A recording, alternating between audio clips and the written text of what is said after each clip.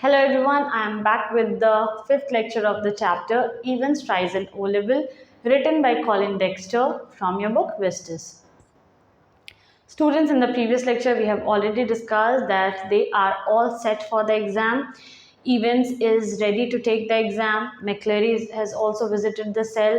Governor is also there to turn on the receiver and listen to the conversation or the bugging. They have put a microphone there to listen to the conversation or whatever will go during the exam.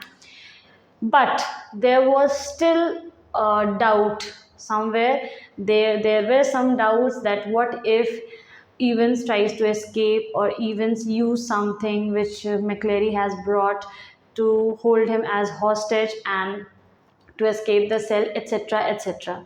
Students, हमने last lecture में ये देखा कि सब exam देने के लिए set है, सब कुछ तैयारी हो चुकी है, इवेंट्स भी एग्ज़ाम देने के लिए बिल्कुल रेडी है और मिस्टर मैक्लेरी जो है वो वहाँ पहुँच चुके हैं। मिस्टर गवर्नर भी वहाँ पे बैठ चुके हैं, रिसीवर ऑन करने वाले हैं जैसे एग्ज़ाम स्टार्ट होगा वैसे ही, और सब कुछ रेडी है। लेकिन अभी भी एक डाउट है उनके मन में कि क्या पता, व्हाट इफ़, कि कहीं अभी इन्होंने अपने तरफ से तो सारी तैयारी कर ली कि उससे सारे शार्प ऑब्जेक्ट्स ले लिए, कुछ भी उसके कमरे में ऐसा छोड़ा नहीं, लेकिन मैक्लेरी अगर कुछ ऐसा लेकर आया होगा तब क्या होगा। अगर मैक्लेरी कुछ ऐसा लेकर आया होगा और इवेंट्स ने उसको यूज़ कर लिया, इसको बंधक बनाने के लिए, कुछ as a weapon, as a हथियार यूज़ कर लिया उसको बंधक बनाने के लिए और हम लोग को थ्रेटन किया, तब क्या करेंगे हम लोग। तो ऐसे ऐसे ख्याल गवर्नर के दिमाग में आ रहे हैं एग्ज़ाम के पहले। Now the governor reach for the phone. जैसे ही उसके दिमाग में एक ख्याल आया कि व्हाट इफ़, कि मैक्लेरी अगर कुछ लाया होगा, क्योंकि इन्होंने मैक्लेरी की तलाशी नहीं ली है, इन्होंने मैक्लेरी क्या लेकर आया है इस बात को चेक नहीं किया, मैक्लेरी अपने साथ कुछ ऐसा शार्प ऑब्जेक्ट लाया है या नहीं इस बात को इंश्योर नहीं किया था, तो इनके दिमाग में सडनली वो डाउट आता है। ऑलराइट, और ये जैसे ही अभी बैठे थे ये रिसीवर को टर्न ऑन करने के लिए कि रिसीवर ऑफ टर्न ऑन करेंगे और एग्ज़ाम स्टार्ट होगा, लेकिन सडनली इनके दिमाग में जैसे ही ये ख्याल आई, ये तुरंत फ़ोन की तरफ मुड़ते हैं और रीच फ़ोन को पकड़ते हैं, उठाते हैं। इट वॉज़ 9:12, अभी 3 मिनट बाकी था एग्ज़ाम होने में। तो it was 9:12 a.m. The examinee and the invigilator had already been introduced by Stephens when Jackson came back and shouted to McCleary through the cell door. Examinee और invigilator, examinee कौन होता है, जो एग्ज़ाम दे रहा होता है, यानी कि यहाँ पे एग्जामिनी है इवेंट्स, तो इवेंट्स को और मैक्लेरी को ऑलरेडी इंट्रोड्यूस करवा दिया गया है और ये काम किसने किया है, स्टीफेंस ने किया है। स्टीफेंस जो जैक्सन के साथ थे वहाँ पे दूसरे ऑफिसर, उन्होंने दोनों को इंट्रोड्यूस करा दिया है कि ये तुम्हारा एग्ज़ाम लेने वाले हैं और यही प्रिजनर का एग्ज़ाम होने वाला है, इस तरीके से। और तभी तुरंत ये इंट्रोडक्शन चल ही रहा होता है कि जैक्सन को एक कॉल आता है फटाक से, और व्हेन जैक्सन केम बैक, और फटाक से जैक्सन अंदर आता है और चिल्लाता है मैक्लेरी के पास, मैक्लेरी को ज़ोर से, मतलब होता है ना हड़बड़ा करके घुसना, और ऐसे मिस्टर मैक्लेरी चिल्लाता है ज़ोर से थ्रू द सेल डोर के बाहर से ही, अंदर नहीं आता है, सॉरी डोर से ही वो चिल्लाता है, can you come outside a minute sir. और बोलता है क्या मिस्टर मैक्लेरी आप क्या थोड़े देर के लिए, 1 मिनट के लिए बाहर आ सकते हैं। यू टू स्टीफेंस, तुम भी आओ स्टीफेंस। तो अभी ये लोग दोनों इंट्रोड्यूस ही कर रहे थे, स्टीफेंस इन दोनों को एक दूसरे से इंट्रोड्यूस कर रहा था, तभी सेल डोर यानी कि जो कमरा था जहाँ एग्ज़ाम हो रहा था उसके बाहर से एक आवाज़ आती है चिल्लाने की, मैक्लेरी क्या आप 1 मिनट के लिए बाहर आ सकते हैं, और स्टीफेंस तुम भी बाहर आना। और ये चिल्लाता कौन है, जैक्सन चिल्लाता है। कहने का मतलब है कि गवर्नर ने जैक्सन को फ़ोन किया होगा और बताया होगा कि जल्दी से मैक्लेरी की तलाशी लो, ठीक है, और एग्ज़ाम शुरू होने से पहले लो, एक्सक्यूज़ मी, एग्ज़ाम शुरू होने से पहले तुम तलाशी ले लो उसकी। और वो एग्ज़ाम शुरू होने से पहले जस्ट 3 मिनट बचे हैं, तो फटाक से वो हड़बड़ी में आया है, इसीलिए चिल्लाया।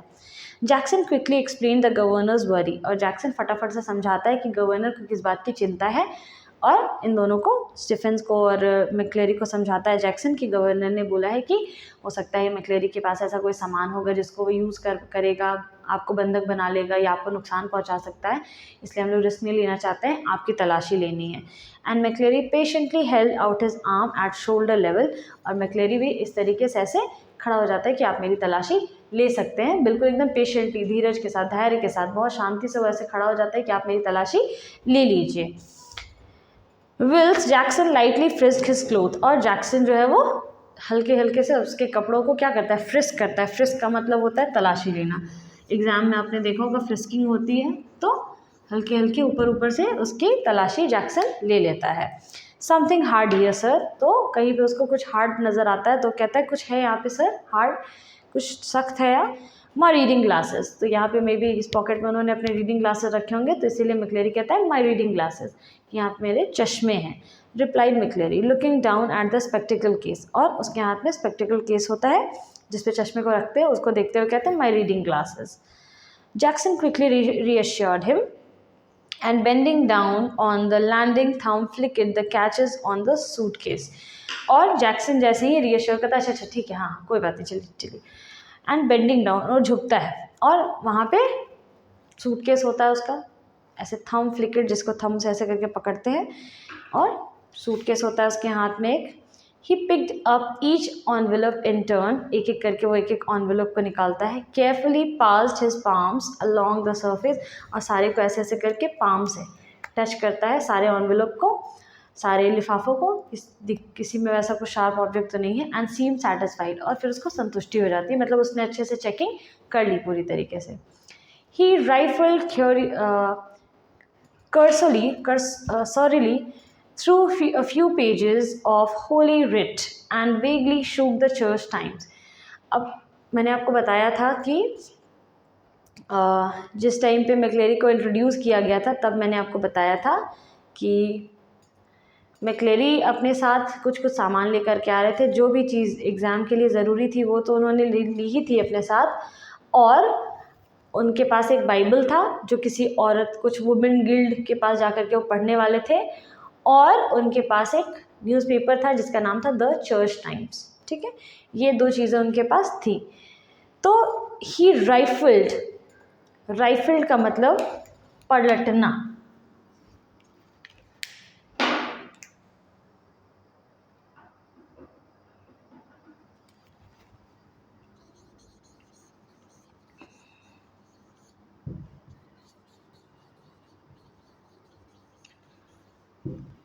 कर्सरीली, राइफल का मतलब turn something, turn over something, उल्टा पुल्टा करके देखना। और कर्सरीली का मतलब होता है जैसे कर्सर,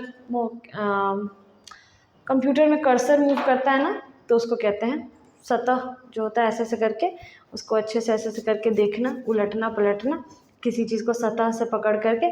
जो कर्सर होता है वो सरफेस पे घूमता है इसलिए उसको कर्सर बोला जाता है। तो कर्सर का मतलब, कर्सरी का मतलब होता है सतही या चलता हुआ, कोई भी चीज़ रेंगता हुआ। तो अपने हाथ को रेंगते हुए या सतह पे उन्होंने ऐसे हाथ फेरते हुए अच्छे से चेक किया, उलट पलट के देखा थोड़ा सा, वो जो होली रिट उनके पास, उन जो किताब थी बाइबल को अच्छे से। एंड वेगली शुक, और हल्का सा ऐसे हल्का फुल्का वेगली, न्यूज़पेपर को पकड़ के हम लोग ऐसे ऐसे ऐसे शेक करते हैं ना, तो ऐसे करके वो शेक करता है वेगली, हल्के से न्यूज़पेपर को शेक करता है कि उसके बीच में अगर कुछ होगा तो गिर जाएगा या निकल जाएगा। पेज बाय पेज तो नहीं टर्न कर सकते ना। ऑल राइट सो फार, चलो ठीक है, उसको संतुष्टि हो गई, वो कहता है ऑल राइट चलिए ठीक है बढ़िया है कोई दिक्कत नहीं है। But one of the objects in McLeery suitcase was puzzling him sorely, लेकिन एक चीज़ थी मैक्लेरी के सूटकेस में जो इनको परेशान कर रही थी, जो एक कष्टदायी चीज़ थी। सोरली का मतलब होता है कष्टदायी, जिस पर डाउट होना या तंग कर रहा था वो चीज़। एक चीज़ थी उनके सूटकेस में, वो क्या थी? Do you mind telling me why you have brought this sir, कुछ तो था जिसको दिखा करके वो पूछते हैं कि अगर आपको बुरा ना लगे तो आप मुझे बता सकते हैं कि आप ये चीज़ क्यों लेकर आए हैं। ठीक है। He held up a smallish, semi-inflated rubber ring, such as a young child with a waist of about 12 inches might have struggled onto। उसके पास एक छोटा सा सेमी इन्फ्लेटेड, छोटा सा जो आधा फुला हुआ रबर बैंड था, छोटा सा आधा फुला हुआ rubber band, semi inflated. Semi inflated, inflated का मतलब होता है फुला होना, सेमी का मतलब आधा, स्मॉलिश छोटा सा, जो कि ना एक छोटा सा बच्चा जिसका कमर ऐसे 12 इंच का होगा ना, जिस बच्चे का करीबन, वो उसको यूज़ करता होगा पहनने वहनने के लिए, या खेलता होता होगा, स्ट्रगल करता होगा फुलाने, जो फुला नहीं पा रहा होगा। बलून फुलाते हैं ना, बलून को हम लोग इन्फ्लेट करते हैं, तो छोटे से बच्चे की खेलने वाली जैसी कोई चीज़ उनके बैग में क्या कर रही थी, ये बात उनको परेशान कर रही थी जैक्सन को। You thinking on going for a swim sir, क्या आप स्विम करने के लिए जाना चाह रहे हैं सर? क्या आप, जैसे स्विमिंग ट्यूब होता है तो एक पतला सा ट्यूब होता है, आप उसको इन्फ्लेट करोगे तो बड़ा बन जाता है, ठीक है, और फिर आप उसको ट्यूब से स्विमिंग कर सकते हो, आप डूबोगे नहीं, ठीक है, स्विमिंग ट्यूब बोला जाता है उसको। तो क्या उसको ऐसा ही लग रहा है देख करके कि कुछ ऐसा है, रबर बैंड जैसा है, सेमी इन्फ्लेटेड, हल्का सा फुला हुआ है, कुछ ऐसा दिखाई दे रहा है, तो हो सकता है इसको पूरा फुलाने पे बड़ा हो जाए। तो क्या आप स्विमिंग करने के लिए जाने वाले हो यहाँ से? तो आप इसको लेकर के क्यों आए हो? क्या पॉइंट क्या है इसको लेकर आने का? McCleary's hitherto amiable demeanor was slightly ruffled by his this tasteless little pleasantry, and he answered Jackson somewhat sorely. Just a second.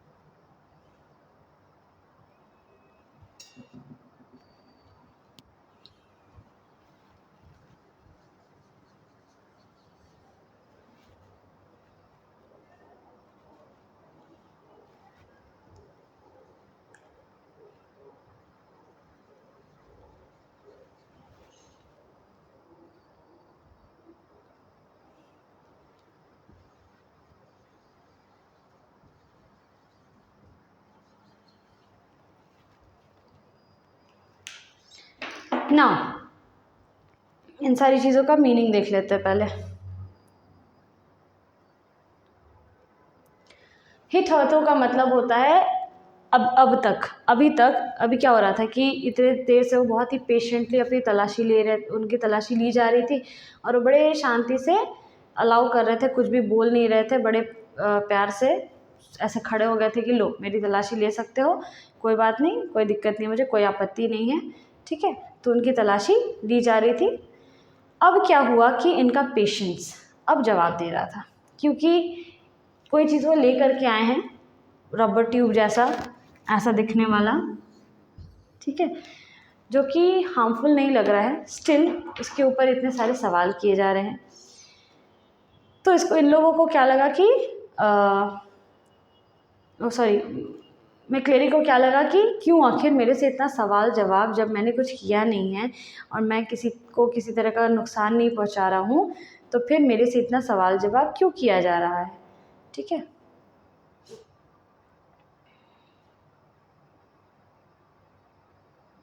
मेरे से इतना सवाल जवाब आखिर किया क्यों जा रहा है। तो बहुत ही फ्रेंडली मैनर, अभी तक तो फ्रेंडली थे वो। अमिएबल का मतलब होता है फ्रेंडली, हिथर्थो का मतलब अब तक, अमिएबल मतलब फ्रेंडली, डिमीनर का मतलब होता है चाल चलन या व्यवहार, नेचर, सॉरली का मतलब होता है खट्टापन, रफल्ड का मतलब होता है मुड़ा हुआ, और प्लेजेंट्री का मतलब होता है सुनहरा, ठीक है। तो अभी तक क्या हो गया कि जो भी बातें वो बोल रहा था, मैक्लेरीज हिथर्थो अमिएबल डिमीनर वो स्लाइटली रफल्ड, अब उसका पेशेंस जवाब दिया, और उसका जो फ्रेंडली नेचर था अब वो गड़बड़ होने लगा, रफल होने लगा। रफल यहाँ पे रफल का मतलब है डोलने लगा, इधर उधर होने लगा, यानी कि अब वो बहुत ज़्यादा फ्रेंडली बिहेव नहीं करना चाहते थे, कि जितने देर हम जितना अच्छा बन रहे हो, तुम लोग मेरे अच्छाई का उतना ही फ़ायदा उठा रहे हो, हाँ, तुम मेरा मजाक कैसे उड़ा सकते हो? हम कोई चीज़ ले करके आए हैं जो कि नुकसान पहुंचाने वाली नहीं है, फिर भी तुम मेरे उस चीज़ पे सवाल कर रहे हो, और तुम एक जोक क्रैक करके समझ रहे हो कि आप स्विमिंग करने जाने वाले हो, तुम मेरा मजाक उड़ा रहे हो, और ये जोक से तुम क्या समझ रहे हो कि बहुत फ़नी लग रहे हो तुम, ऐसा कुछ नहीं है।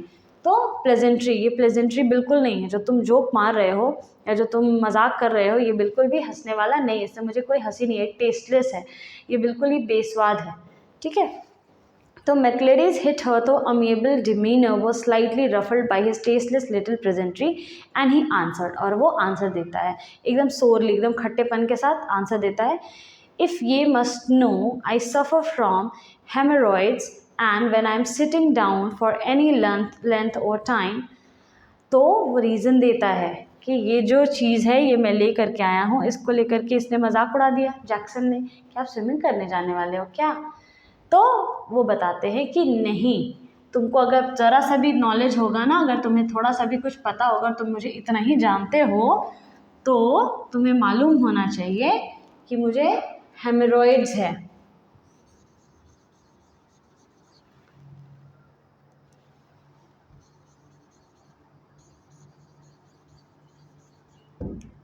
मुझे हेमरॉइड्स है। हेमरॉइड्स का मतलब होता है एक वेन सूज जाती है तो उसको, या ग्रुप ऑफ वेन जो सूज जाता है स्वोलन, तो उसको हेमरॉइड बोला जाता है। हेमरेज जैसे वो होता है ना, वैसे हेमरॉइड। तो मुझे हेमरॉइड्स है, और जब भी मैं एक लंबे समय के लिए एक जगह पे बैठता हूँ तो बस इतना ही बोलते हैं वो, तो समझ जाता है कि मे बी उसके लिए लेकर के आए होंगे। तो जैक्सन उनको इंटरप्ट करता है। फिर से ये वाला चीज़ ध्यान से सुनो कि अभी तक वो उसकी तलाशी ले रहा था, उसको किसी बात से कोई आपत्ति नहीं हुई, लेकिन जैसे ही ये रबर बैंड जैसा कुछ दिखने वाला मिलता है तो जैक्सन को समझ नहीं आता है कि आखिर ये क्यों। तो वो एक मजाक के तरीके में मजाक करते हुए पूछता है कि आप क्या स्विमिंग करने जाने वाले हो यहाँ से, मतलब यहाँ के बाद आपको स्विमिंग जाना है। तो ये बात उसको ऑफेंड कर जाती है, मतलब मैक्लेरी को अच्छी नहीं लगती है कि तो वो मेरे उसका मजाक उड़ा रहा है। तो अभी तक वो बहुत ही अच्छे से व्यवहार कर रहे थे, फ्रेंडली नेचर था उनका, उनका एमिएबल डिमीनर यानी फ्रेंडली व्यवहार था, नेचर था। लेकिन अचानक से वो रफल हो जाता है, चेंज हो जाता है, और टेस्टलेस प्रेजेंट, अब लगता है कि उसका जोक जो है बिल्कुल टेस्टलेस हो गया, उसकी जोक पे बिल्कुल मुझे हंसी नहीं आई, और वो एकदम खटास के साथ आंसर करते हैं कि इफ़ ये मस्ट नो, अगर तुम्हें ज़रा सा भी नॉलेज होगा, तुम्हें पता होगा, आई सफ़र फ्रॉम हेमरॉइड्स, मुझे हेमरॉइड है, and when I am sitting down for any length और टाइम, और मैं ज़्यादा समय के लिए अगर बैठता हूँ, इतना ही वो बोलते हैं। अच्छा, एक बात नोटिस करने वाली है, इवंस और मैक्लेरी दोनों के बोलने का ढंग बिल्कुल सेम है। ये भी ऑफ को ओ बोल रहा है, लेंथ और टाइम, लेंथ ऑफ टाइम ने, यू को ये, इफ़ ये must know, you must know कोई, इफ़ ये मस्ट नो। पीछे हमने पढ़ा था उसमें इवेंट्स भी ऐसे ही बात किया करता था कि what a doing, help, I couldn't help, इस तरीके का। इजंट ई, इजंट ही को इजंट ई, तो दोनों के बात करने का तरीका बहुत सिमिलर है, ये नोटिस करने वाली बात है। ठीक है, very very sorry sir, I didn't mean to. तो जैक्सन को रियलाइज़ होता है कि अरे उससे गलती हो गई, उसको ऐसा नहीं बोलना चाहिए था, उसने जो बोला वो कतई गलत है, इसीलिए वो माफ़ी मांगता है और कहता है कि ओ सॉरी सॉरी सॉरी सर, मेरी गलती कि मैंने ऐसे, मेरा मतलब नहीं था आपको ऐसे मजाक उड़ाने का। The embarrassment was still reddening Jackson's cheeks, और वो थोड़ा सा शर्मिंदा हो जाता है कि उसने उसके अनजाने में ही उसकी बीमारी का मजाक उड़ा दिया। तो उस एम्बेरसमेंट से उसके गाल अभी भी लाल हो जा रहे हैं, शर्मिंदा हो गया वो। ठीक है, वेयर इज इट, हाँ, when he found the paper knife at the bottom of the case, और फिर से उसके सूटकेस में, सॉरी ब्रीफ केस में एक वो मिला, पेपर नाइफ मिला एकदम नीचे में। अब I think I would better keep this though if you don't mind, that is sir. तो कहता है कि ज़्यादा कुछ बोलता नहीं है, पेपर नाइफ निकालता और कहता है कि सर अगर आपको ज़्यादा परेशानी ना हो, मैं ज़्यादा कुछ बोलूँगा नहीं, लेकिन ये मुझे रखना चाहिए, मैं रख लेता हूँ, ठीक है सर, अगर आपको कोई आपत्ति ना हो तो। इट वॉज 9:18 AM, 9:18 हो गए थे, एग्ज़ाम 9:15 से ही होने वाला था। If you don't, sorry, before the governor heard their voices again, and it was clear that the examination was going to be more than a little late in getting underway. और जो governor थे वो already उनकी आवाज़, बातें सारी सुन रहे थे, और फिर से उनकी आवाज़ सुनते हैं, बात दोनों करते हैं, और governor heard their voices again and it was clear, ये बात साफ थी कि एग्ज़ाम जब से शुरू होने वाला तो उससे थोड़ा लेट एग्ज़ाम शुरू होगा, तो ख़त्म भी लेट से होगा, क्योंकि ये जो चीज़ें हो रही हैं, तलाशी लेने में जो टाइम लग रहा है वो सब। McLeery, you have got a watch, McLeery बोलते हैं कि क्या तुम्हारे पास घड़ी है, इवेंस बोलता है यस सर। अब वो लोग वापस आ गए हैं, रूम में आ गए हैं वापस, और एग्ज़ाम स्टार्ट होने वाला है। मैक्लेरी इवेंस से पूछते हैं कि क्या तुम्हारे पास घड़ी है, इवेंस बोलता है हाँ सर है। McCleary I will be telling ये व्हेन टू स्टार्ट, मैं तुमको बताऊंगा कि शुरू कब करना है। And again when we have 5 minutes left, right. वो बोलता है कि और ठीक है तुम्हारे पास बस 5 मिनट का समय, हम लोग 5 मिनट में स्टार्ट करने वाले हैं, ठीक है। ऑल राइट, तो ए राइट, ऑल राइट को ये ए राइट कह रहा है। ये हैव, यू हैव 5 minutes, मेरे पास बस 5 मिनट का टाइम है, तो सेटल हो जाओ, ठीक से ठाक बैठ जाओ, रेडी हो जाओ, बस 5 मिनट का टाइम है और रेडी हो जाओ। मैक्लेरी साइलेंस, वहाँ पे पूरी तरीके से साइलेंस हो जाता है। McLeery there is plenty more on this writing paper, should ye need it. McLeery बोलता है यहाँ पे बहुत सारे राइटिंग पेपर है, क्या तुम्हें चाहिए। फिर से silence. McLeery now write the name of the paper 0211 in the top left hand corner. और मैक्लेरी उसको बोलता है कि अपना write the name of the paper, जो एग्ज़ाम तुम देने वाले हो, और 021 /1 in the top left corner में पेपर के ऊपर में लिखो। फिर से साइलेंस। ये बातें सिर्फ मैक्लेरी बोल रहा है और बेचारा वो चुपचाप बिल्कुल लिखे जा रहा है, एकदम साइलेंस। ये सब कौन सुन रहा है, ये हम लोग जो कॉन्वर्सेशन पढ़ रहे हैं ये गवर्नर सुन रहे हैं और वहाँ से ये कॉन्वर्सेशन को लिखा जा रहा है। McLeery in the top right hand corner write your index number 331। अब टॉप राइट हैंड कॉर्नर में क्या लिखोगे तुम, राइट हैंड कॉर्नर में इंडेक्स नंबर लिखो 313।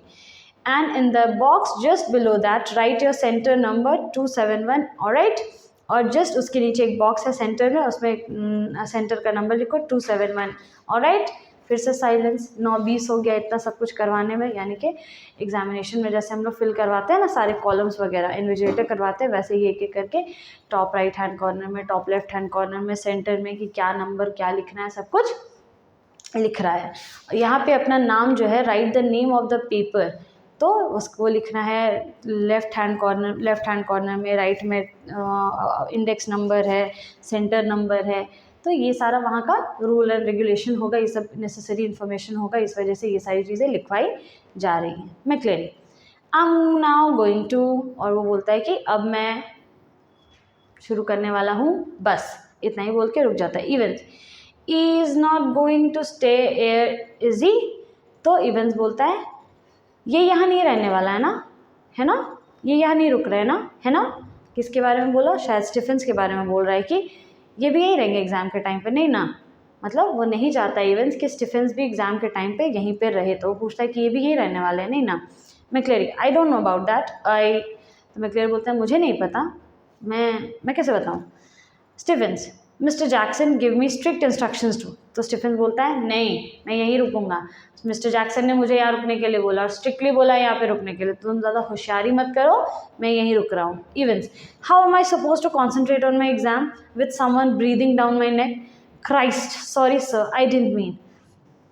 तो इवेंस बोलता है कि मैं कैसे दूंगा ऐसे में एग्ज़ाम, कोई मेरे गले पे बैठा रहेगा तो ऐसे कोई मेरा गला पकड़ के बैठे रहेगा, ऐसा लग रहा है कि कोई सफोकेट कर रहा है मुझे, कोई ब्रीदिंग डाउन द नेक मतलब गले, यहाँ पे ये फ्रेज़ है कि कोई मेरा ऐसे गला पकड़ रहेगा तो मैं सांस लेता रहेगा मेरे गले के नीचे, तो मैं कैसे एग्ज़ाम दूंगा, कैसे कॉन्सेंट्रेट करूँगा। कोई कंटिन्यूसली एक्सक्यूज़ मी, कोई कंटिन्यूसली झांकता रहेगा, देखता रहेगा, तो कैसे मैं एग्ज़ाम दूंगा।